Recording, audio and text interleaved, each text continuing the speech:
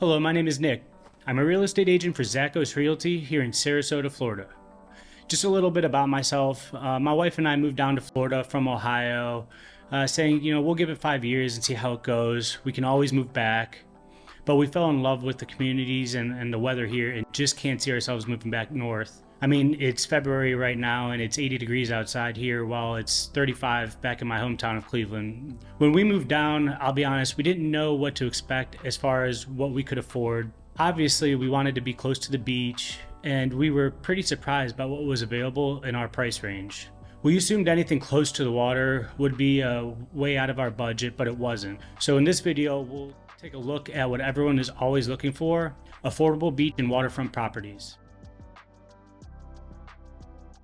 I think most people assume that properties on the water are going to be expensive, and most of them are, but you can find some great houses and condos for under $1 million.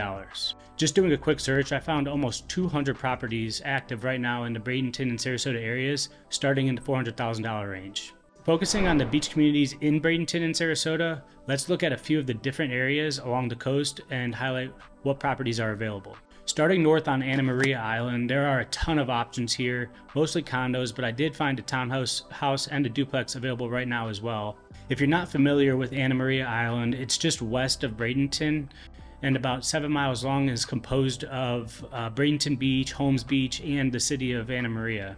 This was once one of the best kept secret beach communities in the area, transformed into more of a vacation destination, making it the ideal place for investment and rental properties. Prices here for condos typically start in the mid 400,000s, and what's great is a lot of these properties come fully furnished and have great amenities like pools and fitness centers. My family and I had visited this area for a vacation a few times before moving here and absolutely loved it.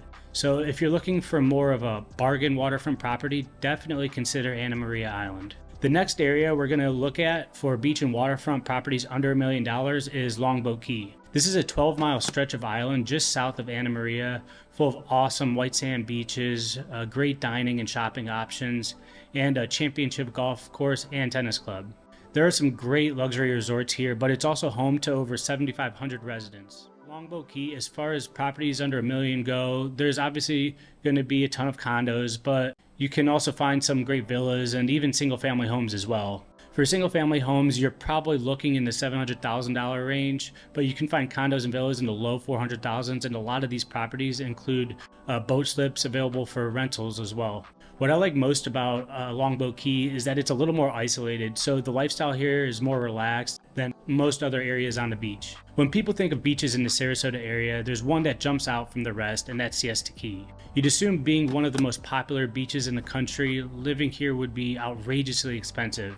But I'm here to tell you that there are affordable properties here. Siesta Key is definitely known as more of a tourist destination, but the island is home to over 5,000 permanent residents. Again, being on the beach, especially here, you're going to see a ton of hotels and condo structures, but there are single-family homes on Siesta under $1 million.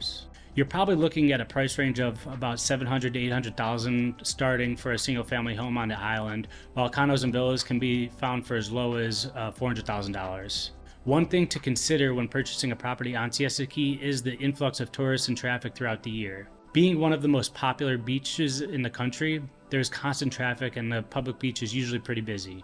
But if you like being around, where the action is and don't mind the crowds, you won't find a better beach community to live in than Siesta Key. When looking for properties on the water, there are a few things to consider. Many of these condo associations have a little higher HOA fees, so it's important to factor that into your decision. Also, a lot of people purchase properties in beach communities hoping to use them for supplemental income as rentals. And you can definitely make money here doing that. I mean, in season, you can be looking at charging renters well over $1,000, maybe $2,000 per night. But you do have to make sure you check with the homeowners associations, because some have restrictions as to the minimum lease period and the amount of leases per year. Just something to consider.